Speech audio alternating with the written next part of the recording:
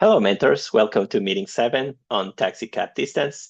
And this is part 1, and this is the end of part 1, urban design, where to place the parks. So we're giving students 3 cities, fictional cities that are quite small. So it's just like a sample problem. And then we ask what percent of land is devoted to parks and nature areas. So the shaded space, right? This green space, and students will just see it as shaded. If you do the calculations, you'll see that no matter how, every city has 200 squares. And if you count, you'll always see 40. So here 40, here 40, right? 10 times 4, 10 times 4, and here is 10, 10, 10, 10. So you have the same percentage. And that's going to be interesting because you see both parks. If you didn't see a map, you would say both cities, all cities, sorry, have the same dedication, right? They have the same area relative to their size. So you would say all tier cities are equal, right? They're equally good for people to live there.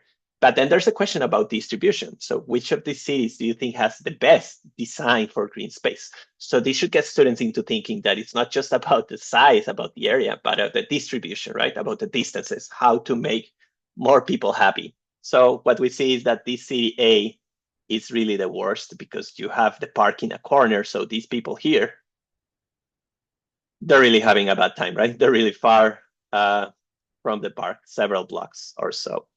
City B is an improvement because you get more balance, but you still see that people living here, they're gonna complain a little bit because they're far, but much better. You don't have these extreme cases where I'm just not gonna go to the park; it's too far, right? I'm just gonna give up.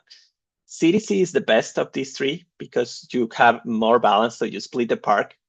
And well, yeah, there's a discussion that it may be more expensive, right? Having 4 parks than just one, even if the total area is the same. But the point is that it's going to be worth it, probably, because then people will be just 3 blocks, maybe maximum, maybe if you live here to here. So you see how this notion of distance, not yet metric, not yet a taxi cab or Euclidean, not yet that distinction, but just in general, the notion of distance starts to build here so that when we go to part 2, then it's more visible. If you have time, really do this problem, your urban design, so CDD, they have to come up with various parks in the city so that the total shaded area is also 40, so that we're on the same resource spending as these 3 cities, but you have more fairness to people compared to cities A, B, and C. So they could just do maybe 2 parks, or maybe they could try to see if they change the locations of these 4 parks. Some students may do 20 parks of area 2 each and tries to really place them here. And then again, there's a discussion, is it realistic to have those many parks? I mean, it's going to be more expensive or too expensive. So what's the top number of parks? Maybe 8, maybe 6, I don't know. And then to see if they really beat these 3 cities. So they should totally be beating these 3 cities in terms of good design.